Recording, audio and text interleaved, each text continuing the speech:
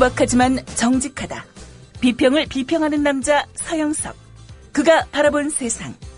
사설과 칼럼을 통해 오늘을 짚어본다. 서영석의 라디오 비평. 안녕하십니까, 서영석입니다. 이거 무슨 스파이 첩보 영화도 아니고요. 국정원의 이른바 간첩 조작 사건 증거 조작의 혐의를 받고 있는 조선족 60대 한 사람이 영등포의 한 모텔에서 거울에다가 빨간 글씨로 국정원이라는 글씨를 써놓고 자살을 기도하다가 중태에 빠졌다고 합니다. 보나마나 결국은 국정원 말을 듣고 했는데 죄를 다 엄청 뒤집어 쓰게 된 그 사람의 자살이 아닌가 하는 그런 의심이 매우 강하게 드는데요.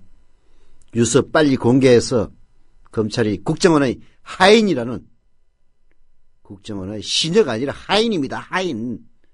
검찰은 권력의 신이라면 지금 검사들은 국정원의 하인이라는 얘기를 들어도 할 말 없을 겁니다. 그런 오명에서 벗어나기를 부탁드립니다.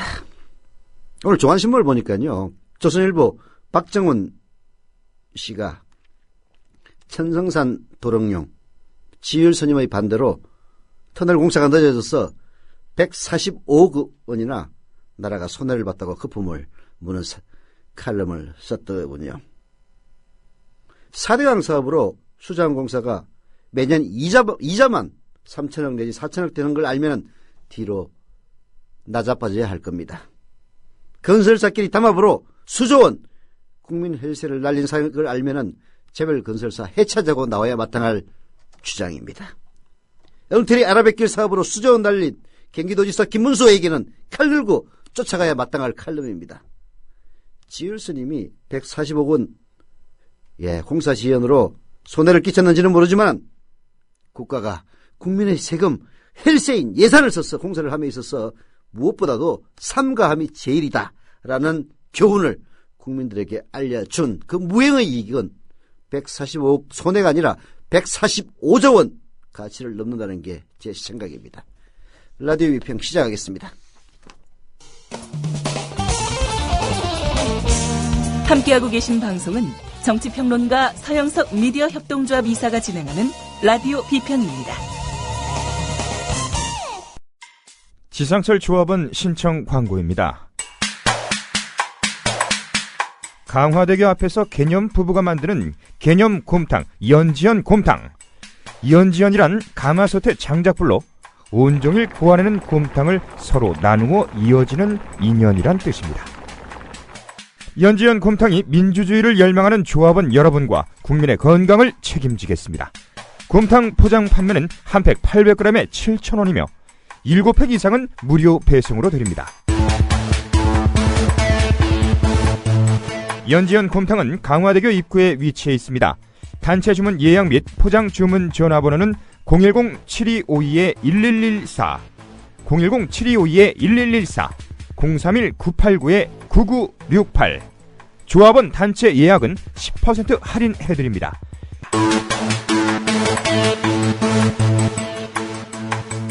포장 판매 금액의 10%는 국민TV 후원금으로 쓰입니다. 떠나요 둘이서 모든 것 훌훌 버리고. 안녕하세요, 국민TV 조합원 여러분. 제주 산책입니다. 제주 산책은 국민TV 조합원이자 토종 제주인이 운영하는 여행사로 여러분이 제주 여행을 합리적인 가격에 가실 수 있도록 도와드리고 있습니다. 금액은 얼마지? 믿을 수 있을까? 바가지 씌우지는 않을까 하는 불안들 모두 날려버릴 수 있는 여행사 제주 산책. 국민TV 조합원이자 토종 제주인이 운영하는 제주 산책. 제주도 여행을 가려고 고민 중이라면 검색창에 제주 산책, 제주 산책을 검색해보세요. 네, 사이가 날이 갈수록 팍팍해집니다. 연일 들려오는 것이라고는 자살 소식밖에 없습니다. 생활고 때문에 사람의 목숨을 끊는 사회, 정상적인 사회는 아니죠. 박근혜 대통령이 국정원의 대선 개입이라는 부정선거 덕분이기도 하겠습니다만은 경제 민주화 그리고 복지를 공약으로 내세웠기 때문에 부정선거를 틈타서 대통령에 당선될 수 있었을 겁니다. 그만큼 이제 우리 사회에서 부의 격차, 빈부 격차를 줄이는 일이야말로 가장 중요한 일이 되었습니다. 그런 국민의 열망이 결국은 문재인보다는 그래도 박근혜가 더 잘해낼 수 있을 거야 라는 일말의 기대, 50대 이상의 기대 덕분에 대통령이 된 박근혜 씨가 지금 하고 있는 정책들은 정반대로 가고 있는 겁니다. 네. 오늘 한겨레신문 칼럼을 보니까요, 세모녀 자살과 기본소득이라는 칼럼을 발견할 수가 있었습니다. 기본소득이라는 것은 국가가 국민들에게 무작정 돈을 주자는 얘기입니다. 과거 같으면은 그야말로 무슨 소리 하느냐, 국민들을 가장 놀고 먹는 사람으로 만들 것이냐, 이런 비난을 받을 만한 그런 주장입니다만은 지금과 같이 전 세계적으로 양극화가 진행되고 있는 이런 상황에서 기본소득 이론은 오히려 설득력을 얻어가고 있는 그런 상황입니다. 기본소득이 과연 뭔지 세모녀 자살을 계기로 살펴본 세모녀 자살과 기본소득, 한겨레신문 이계삼 씨의 칼럼 들어보십시오. 가수 윤영배 씨가 한국의 그래미상으로 불리는 한국 대중음악상 수상소감에서 세모녀 자살 사고를 언급하고 기본소득론을 역설했다고 한다. 3관왕을 했으니 3번 불려나갔을 텐데 3번 다 기본소득 얘기를 하니 객석에서 웃음과 환호가 터져나왔다고 한다. 네, 역시 사람들은 이것저것 많이 봐야 해요. 저는 한국 대중음악상 수상 소감에서 가수 윤영배 씨가 기본소득론을 역설했다는 사실을 전혀 몰랐었는데 이 칼럼을 통해서 알게 됐습니다. 모든 사람들에게 똑같이 얼마간의 기본적 필요를 해결할 돈을 지급한다는 기본소득의 발상, 이걸 듣게 되면은 허무맹랑한 소리라고 일소에 붙여버리는 경우가 적지 않습니다. 가수 윤영배 씨의 거듭된 제안에 터져나왔다는 객석의 웃음에도 그런 의미가 어느 정도는 담겨 있었을 겁니다. 그러나 70명쯤 되는 노벨 경제학상 수상자들 중에서 기본소득을 지지한 이가 10명이 넘는다는 이야기를 들으면 느낌이 좀 달라질 겁니다. 전문가들도 이제 모든 국민들에게 얼마간의 기본적 필요를 해결할 돈을 국가가 국민들에게 지급한다는 기본소득의 발상이 그야말로 웃음거리 수준을 넘어서고 있다, 그런 이야기입니다. 이 기본소득론은 이미 서구 진보 진영에서 오랫동안 깊이 토론된 의제이고요. 지난해 스위스에서는 12만 명이 서명한 월 300만 원 기본소득 보장 안건이 국민투표에 붙여지게 되었다고 합니다. 생각해보면 박근혜를 대통령 자리에 앉혀준 기초연금은 노인들에 대한 기본소득이다. 이명박의 반값 등록금 약속은 대학생 기본소득이라 할 수 있으며, 지난 4, 5년간 한국 정치를 뒤흔들었고 논란의 와중에서 오세훈을 몰락시키고 박원순과 안철수를 불러낸 무상급식은 학부모에 대한 기본소득이다.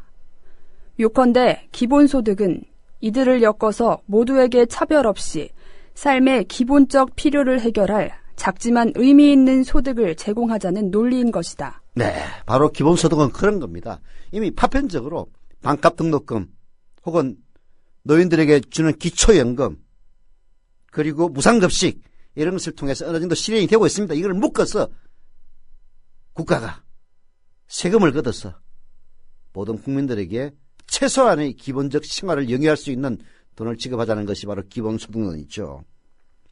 왜 그래야만 하느냐? 무엇보다도 세모녀 자살 사고와도 같은 사회 붕괴의 조짐이 지금 잇따르고 있기 때문입니다.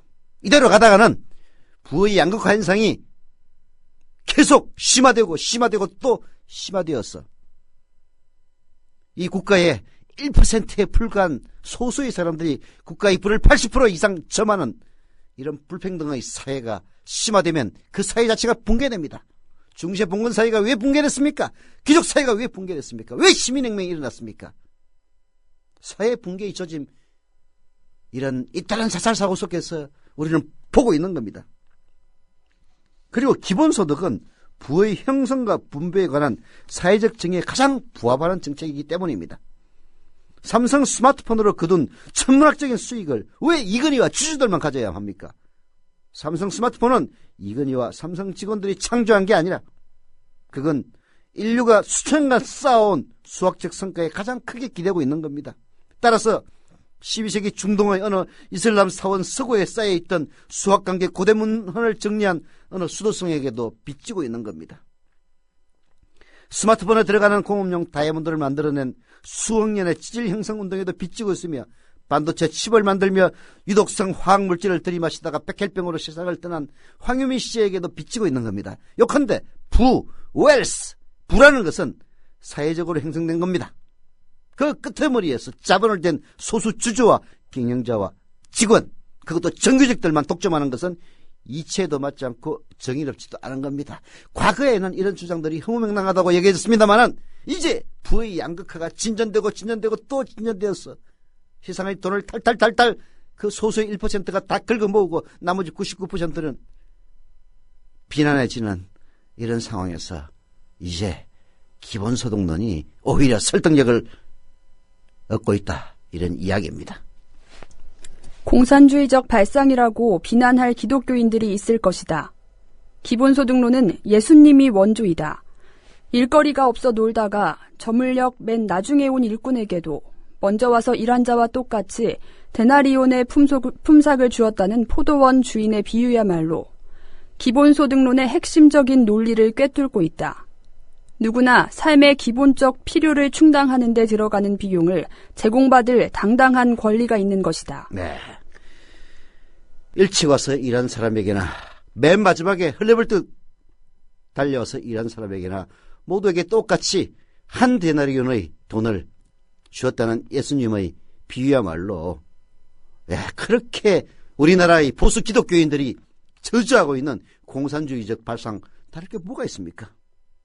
누구나 삶의 기본적 필요를 충당하는 데 들어가는 비용, 일을 많이 했다고 해서, 일을 적게 했다고 해서 차등을 둘 게 아니라 기본적인 필요에 관한 것은 모두가 똑같이 받아야 된다는 논리, 그것이 바로 기본소득의 출발이기도 합니다. 자, 그렇게 하려면 재원이 많이 필요합니다. 재원에 대해서 걱정하지 않아도 좋을 것이라고 이기삼 씨는 지적을 합니다. 우리나라는 대기업과 대토지 소유자들이 부당하게 편취한 소득에 대해서 서구 수준, 아니 상식적인 수준으로만 과시하더라도 말하자면 대기업이나 땅 많은 땅 부자들에게 상식 수준에서 세금만 걷어도, 그리고 국가와 지방정부가 은행에 기대에 발생하는 채권 대신 한국은행과 태환되는 공공통화를 발행하더라도 늦건이 조달할 수 있다, 이렇게 얘기를 합니다. 맞는 얘기입니다. 지금 대기업과 땅 부자들에게 이명박이 감세해 준 거 매년 30조 원이 넘습니다. 매년 4대강 사업에 22조 원 틀어붓고 그 추가 비용까지 합치면 한 30조 원 들었다고 얘기를 하는데요. 사실은 이명박의 악행은 그보다도 더 큰 게 있습니다. 바로 대기업에 대한 법인세 감세, 그리고 땅 부자들에 대한 종합토지세 감세, 이겁니다. 매년 30조 원이 날아가고 있는 겁니다. 7년 동안 200조 원 이상 날렸고 그 돈 누구에게 갔습니까? 대기업과 부자들에게 가 있습니다. 기본소득이 보장된다면 현금이라는 동아줄을 붙잡기 위해서 너나 없이 돌진해야 하는 이 노예적 삶의 성체에 쩍쩍 금이 갈라질 겁니다. 세모녀는 집세를 내고 어둑한 방에서나마 밥을 지어 먹으며 그들 나름의 다복한 일상을 이어나갈 수 있었을 겁니다. 대안이 없다고 말하지 마십시오. 대안은 기본소득이라는 이름으로 이미 우리 곁에 와 있습니다. 세모녀 사건을 이렇게 흘려보내서는 안 된다라고 이계삼 씨는 역설하고 있는데요. 이제 우리 사회도 이 기본소득 그야말로 진지하게 고민해야 될 때가 온 것 같습니다. 스위스에서는 모든 국민에게 매달 300만 원씩 지급하는 기본소득안을 놓고 국민투표에 들어간다고 합니다. 우리는 그렇게까지는 안 된다 손 치더라도 노인들 모두에게 20만 원 주는 것도 재원이 없다 라면서 70%에게만 주겠다고 나서는 박근혜 정권 발상을 바꾸면 됩니다. 부자들과 대기업들에게 상식 수준으로만 세금을 걷어도 이 모든 것은 성취 가능한 겁니다. 과거에는 기업들의 규제를 완화하고 기업들을 활성화시킴으로써 낙수 효과에 의해서 국민들이 잘 살 수 있다라는 그런 논리가 통했습니다만 지금은 전혀 그렇지 않습니다. 대기업들은 400조 원이 넘는 현금을 쌓아놓고 있습니다. 그럼에도 불구하고 경제에 나아지지 않고 있어요. 이제는 경제 민주화와 복지 확충이야말로 그 자체가 바로 투자요. 그리고 국부를 정지시킬 수 있는 유일한 방안이라는 점, 현 정권 발상에 전환하기를 촉구를 합니다. 더불어 행복한 세상. 너와 나의 꿈이 눈앞에. 국민 TV. 네, 게시판에 경태맘님과 부장님, 맹기남 형님의 연극 은하수를 아시나요? 두 분 다 당첨됐습니다. 제가 메일로 접촉에 될 홍보담당자의 성함과 전화번호를 줄 테니까 방송 끝난 뒤에 직접 전화하셔서 접촉하시기를 부탁을 드립니다. 그리고 브래드 정님, 영남대 해오름 동아리 포레버라고 하시네요. 그동안 퇴근길에 듣기만 하다가 이번에 조합원으로 가입하고 출자까지 하셨다라고 하시네요. 감사드립니다. 예. 지난달까지 광고를 했던 휴대폰 T3010, 거기서 휴대폰을 구입하시고 그리고 거기에 정상적인 이익금 중에 일부를 정자에 쾌척하셨다고 합니다. 그래서 그분들 성함을 불러드리겠습니다. 박성현님은 2자 정자하셨고요. 김영감님은 1자, 오유림님은 1자, 문영남님은 1자, 그리고 박주홍님 2자 정자하셨다고 합니다. T3010에서 핸드폰을 구매했는데요. T3010으로 검색하시면은 지금도 나옵니다. 조합원이시고요. 휴대폰을 구입하시면은 그쪽에서 정자까지 해준다고 합니다. 뭐 광고는 끝났습니다만은 제가 소개해 드립니다. 그리고 지난 시간 끝나기 직전에 가입하신 분부터 소개해 드리겠습니다. 경기 파주시의 혼자가 아니고 촌자님이시네. 촌자님 조합원 가입 감사드립니다. 그리고 주소를 기재하지 않으셨는데요. 삐오님하고 그친 세상님 조합원 가입 감사드립니다. 지난 시간에 가입하신 지윤이 아빠님, 토미니님, 그리고 다크문님, 다들 출자를 아직 안 하셨네요. 조합원 가입 출자, 그리고 다 부탁을 드립니다. 대전 유성구 신성동 럭키 하나 아파트의 펀뱅님, 역시 조합원 가입 감사드립니다. 출자도 조속히 부탁을 드리겠습니다. 4월 1일이면 국민TV 매일 저녁 9시부터 1시간 동안 뉴스K라는 이름으로 국민TV 뉴스가 시작이 됩니다. TV 뉴스입니다. 물론 인터넷 뉴스죠. 인터넷으로 밖에 현재로서는 나가고 있지 않습니다만은 전혀 새로운 뉴스의 지평을 보여줄 겁니다. 뉴스타파도 있고 뭐 고발 뉴스도 있긴 합니다만은 매일 에브리데이 1시간씩 지금 지상파와는 전혀 다른 시각의, 그야말로 공정한 시각의 뉴스 보내주는 곳 단 한 군데도 없습니다. 국민TV가 바로 그것 시작합니다. 조합원이 되는 것으로 힘을 모아주십시오. 자본과 권력으로부터 자유로운 진짜 공정언론 국민TV 조합원 되시려면은 국민TV 홈페이지 kukmin.tv 국민.tv로 들어오셔서 상단의 조합원 가입 신청 클릭하시면 됩니다. 인터넷 사용이 불편하신 분들의 경우에는요. 미디어협동조합 사무국 02-3144-7737 02-3144-0933으로 전화하시면 직접 친절하게 가입시켜 드립니다. 합정동에 있는 웰빙센터 9층 국민TV 방송 제작국 거의 완성됐습니다. 예, 언제든지 오시면 관람이라고 해야 되나요? 구경 가능합니다. 조합원이 돼 주십시오. 부탁드립니다. 자, 대기업의 기대서는 더 이상의 성장 어렵다. 이게 저희 지론이기도 하고, 그리고 이 사회에 깨어있는 지식인들의 올바른 지적입니다. 오늘 한겨레신문이 사설로 대기업의 기대선 성장 잠재력 회복 어렵다 라고 지적을 하고 있는데요. 정말 대한민국 국민이라면 모두 귀 기울여야 할 그럴 지적입니다. 들어보시죠. 대기업의 올해 국내 투자가 예상보다 저조할 것이라는 전망이 나왔다. 전국경제인연합회가 6일 발표한 매출 상위 600대 기업의 올해 투자 계획을 보면 지난해보다 6.1% 늘어난 것으로 조사됐다. 이는 이명박 정부 5년 동안의 연평균 투자 증가율보다 낮은 수준이다. 박근혜 정부가 경제민주화 대신에 경제 활성화를 내세우며 투자 확대를 기대했으나 대기업 쪽의 호응이 신통치 않은 셈이다. 600대 기업. 이것은 국내 전체 민간기업 투자의 70% 투자를 합니다. 투자 여력도 이들 기업에 몰려 있습니다. 지난해 말 기준으로 10대 재벌의 현금 보유액만 400조 원이 넘는다고 합니다. 400조 원이 넘어요. 이들 대기업이 돈줄을 풀어야 전체 투자가 살아나고 내수 경기에 훈풍이 돌 수가 있습니다. 국내 기업의 국내 투자는 지난 2년 동안 마이너스 증가율을 기록해 경제 성장률을 끌어내리는 요인으로 작용했습니다. 그런데 올해 투자 증가율 전망치는 전경련 자체에서도 만족할 만한 수준이 아니다라고 합니다. 지난해 대비 6.1% 증가는 물가 상승률을 고려한 실질 증가율로 계산하면 4%대에 지나지 않습니다. 이는 한국은행의 올해 기업 설비 투자 증가율 예상치 5.8%에도 미치지 못하는 수준입니다. 더욱 우려스러운 현상은 대기업의 투자 계획치와 실적치 사이의 괴리가 커지고 있다는 점입니다. 지난해에도 600대 기업의 투자 계획치 증가율은 13.9%였으나 실적치는 전년 대비 4.9% 증가에 그쳤습니다. 이게 무슨 얘기냐? 하도 정부가 닥달을 하니까 올해 100원 투자하겠습니다 해놓고 실제 투자는 50원밖에 안 했다는 얘기입니다. 우리 경제의 실질 성장률은요, 2011년 이후 3년 연속 잠재 성장률을 밑돌고 있습니다. 세계 경제의 평균 성장률에도 3년째 밑돌고 있습니다. 대여건 악화되었기 때문에 성장률이 적다 이렇게 얘기할 수만도 없습니다.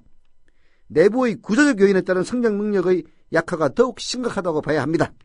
내수와 수출의 불균형 해소가 시급한 까닭도 바로 여기에 있습니다. 내수 부진이 지속되면 1990년대 이후 일본 경제처럼 장기 침체의 늪에 빠질 공산이 큽니다. 내수 부진은 왜 일어납니까? 살 사람들이 돈이 없기 때문이에요. 체벌들은 400조 원의 현금을 쌓아놓고 있지만은 600대 기업들은 그보다 훨씬 더 많은 돈을 쌓아놓고 있지만 정작 99%의 국민들은 물건을 사줄 돈이 없는 겁니다.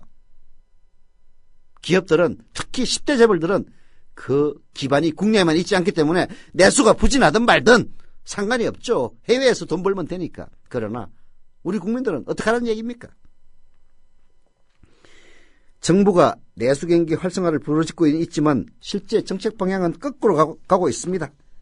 수출 비중이 높은 대기업의 요구는 적극 수용하는 반면에 중소기업과 서민 중산층의 경제적 애로를 들어줄 방안들은 아주 막연하기만 합니다. 공공부문 구조조정이나 규제계획 등에서는 성장 잠재력 약화를 초래한 이명박 정부의 정책 기조 그대로 따라가고 있습니다. 대기업의 수출과 투자에 의존하는 성장 전략의 유효기간 이미 지났습니다. 거시정책의 초점을 내수 활성화를 위한 수요 진작에 둔다면 적극적인 재정정책과 함께 소득 불균형 완화를 위한 경제민주화의 방점을 둬야 합니다. 이게 한겨레신문의 사설인데요. 조금 전에 얘기했던 이기삼 씨의 세무녀 자살과 기본소득이라는 칼럼과 일맥상통하는 겁니다. 결국은 99%의 사람들이 돈이 없어요. 그 돈을 갖다가 그들에게 돈을 줘서 경제를 활성화시키기 위해서는 그야말로 중소기업들을 우대하는 그런 정책을 써야 하고, 그리고도 못 사는 사람들에게는 나라가 직접 돈을 줌으로써 그들의 소비를 활성화시키고 그래서 성장을 도모할 수 있다는 그런 이야기입니다. 근데 박근혜 경제정책은 줄푸시예요. 줄푸시. 규제를 줄이면은 득보는 사람은 일반 서민들이 아닙니다. 재벌들이에요. 예. 이런 중요한 시기에 거꾸로 하는 경제정책 쓰고 있는 박근혜 정부가 들어선 거 다 우리 때문입니다. 누굴 원망하겠습니까? 예. 오늘 한겨레신문 김의겸 논설위원의 칼럼을 보니까 이런 이야기가 있더라고요. 이건희 회장의 생각이 박근혜 대통령의 입을 빌려서 현실화되고 있다. 공무원들이 월급은 나라에서 받으면서 충성은 삼성에게 바치는 게 아닌가 싶기도 하다. 사람들이 이래요. 내가 하고 있는 생각들 중에 누가 주입시켰는지조차 알 수 없는 생각들이 있다고 합니다.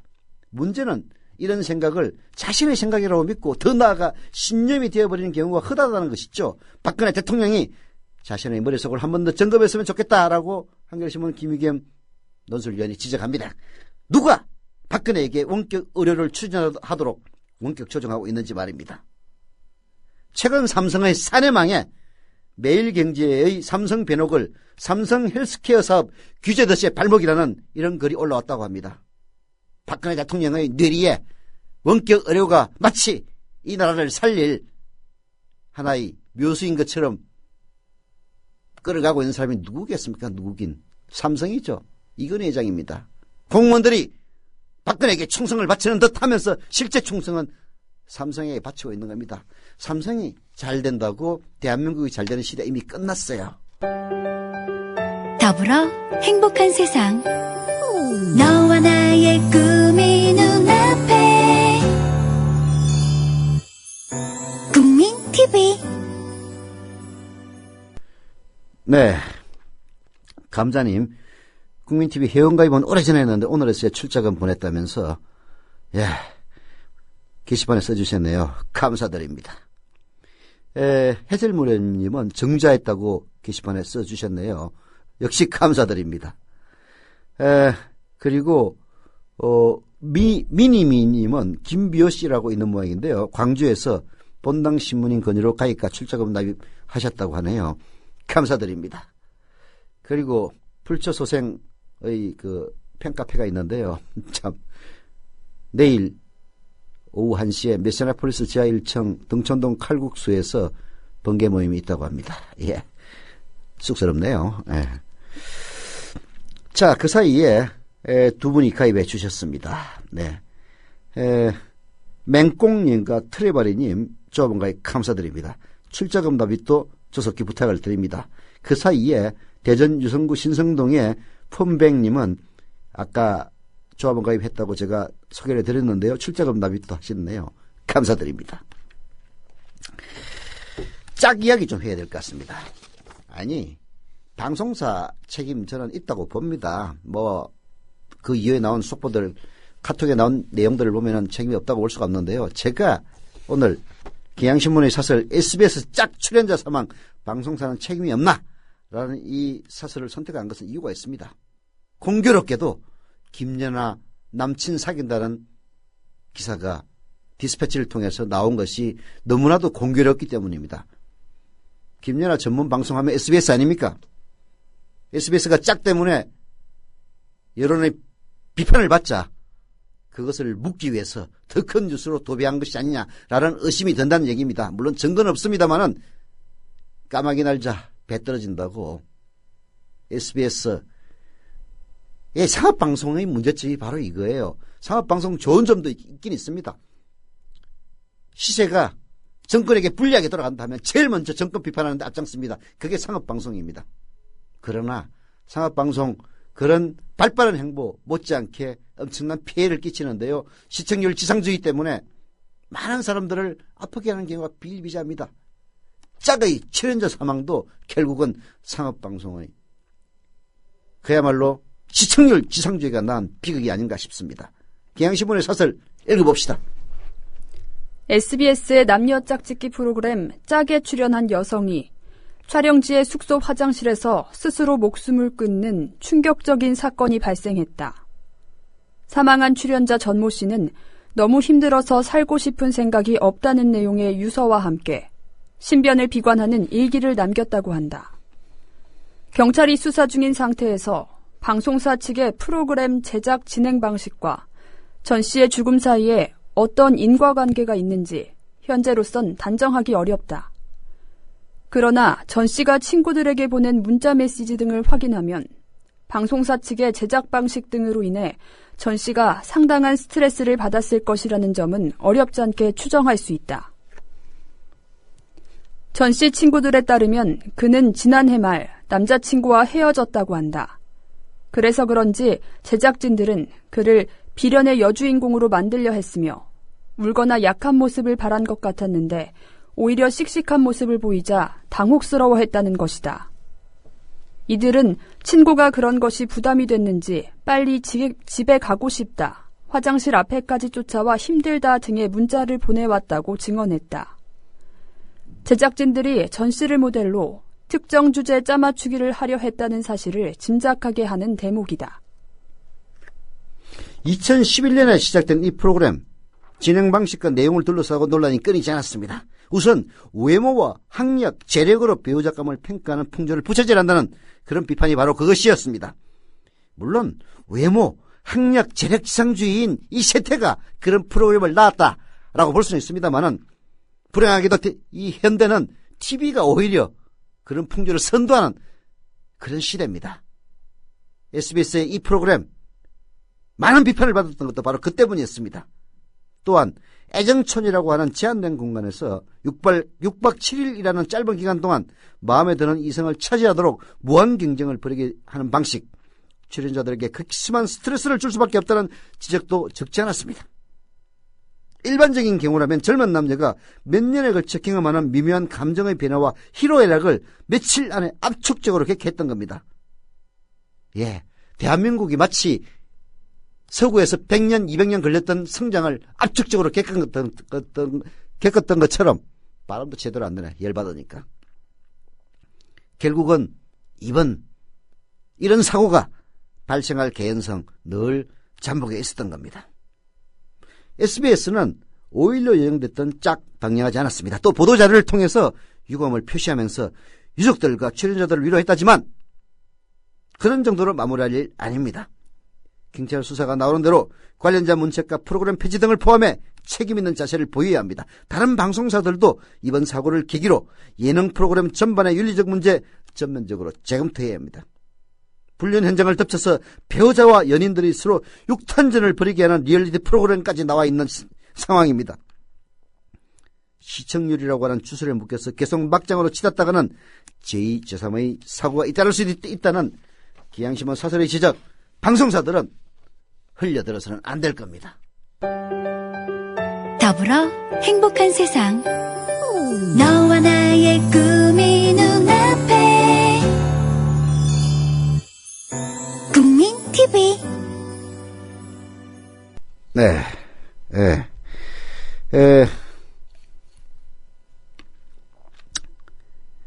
짝은 폐지하기로 했답니다.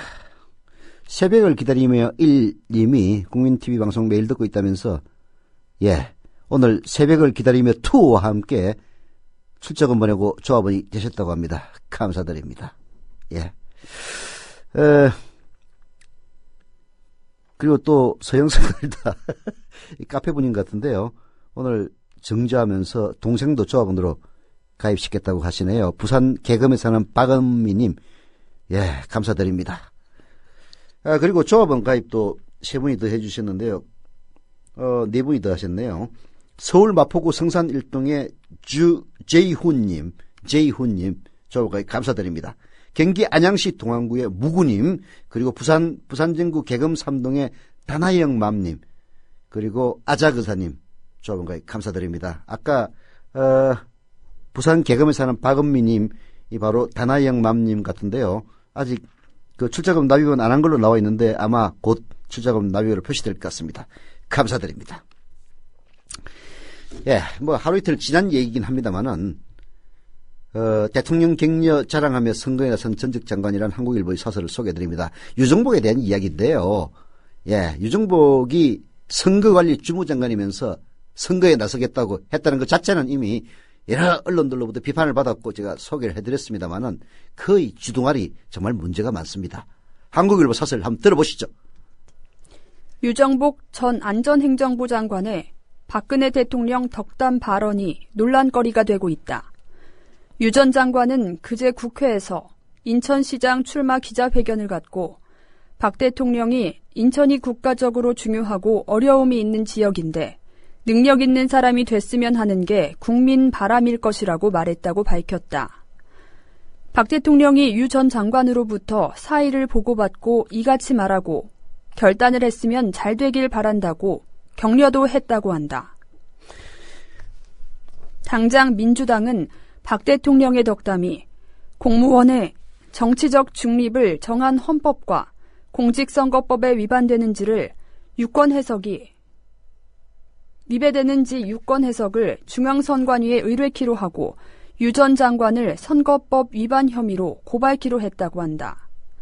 민주당 법률위원장인 박범계 의원은 어제 고 노무현 전 대통령이 유사한 발언을 했을 때 헌법재판소는 대통령의 여당 지지 발언이 국민의 자유로운 의사결정을 왜곡하고 의회 민주주의를 훼손한다고 판단했다며 이번 사안의 용인 여부를 선관위에 물어볼 것이라고 말했다. 중앙선관위는 회의를 열어서 박근혜 대통령의 발언은 선거법에 위배되지 않는다라고 유권 해석을 내리긴 했습니다. 노무현 대통령은 공식상에서 얘기를 한 것이고 박근혜는 공식상에서 얘기한 것이 아니기 때문에 상관없다. 그런 취지였습니다. 그건 그렇다고 칩시다. 그러나 노무현 대통령이 공개석상에서 했던 발언이 만약에 공무원의 선거중립 의무 위반이라면, 그렇다 친다면 공무원인 국정원의 부정선거 획책은 도대체 무슨 죄를 물어야 합니까? 노무현 대통령에게 들이대는 잣대를 국정원에게 들이댄다면 국정원은 해체해야 마땅합니다. 그렇다고 해서 유정복 전 장관의 발언이 면책되는 것도 아닙니다. 유정복의 경솔함 지적하지 않을 수 없다라고 한국일보는 지적합니다. 박근혜 대통령을 사실상 자신의 선거 등에 활용했기 때문입니다. 박근혜 대통령이 자신을 능력 있는 사람으로 생각하며 지지를 피력했다고 주장함으로써 적어도 당내 경쟁자들을 제어하는 효과를 거뒀습니다. 일반 유권자들의 표심에도 영향을 미칠 수 있습니다. 우리 헌법이나 선거법이 미국처럼 대통령의 선거 지원을 허용한다면 상황은 다르겠지만 분명히 금지하고 있습니다. 그럼에도 직전까지 선거 주무장관을 했던 유정복이가 선거법 위반 논란까지 일으키면서 대통령을 이용하는 형태 적절치 않다는 겁니다. 민주당도 그런 발언을 가지고 선거법 위반이라고 박근혜를 몰아붙이는 게 굳이 온당한 것이냐, 이런 물음은 있겠습니다만은 공무원의 선거 중립을 적어도 박근혜 정권은 운의할 자격이 없습니다. 국정원의 선거 개입이야말로 공무원 선거 중립을 가장 해친 일이기 때문입니다. 라디오 비평 여기서 마칩니다.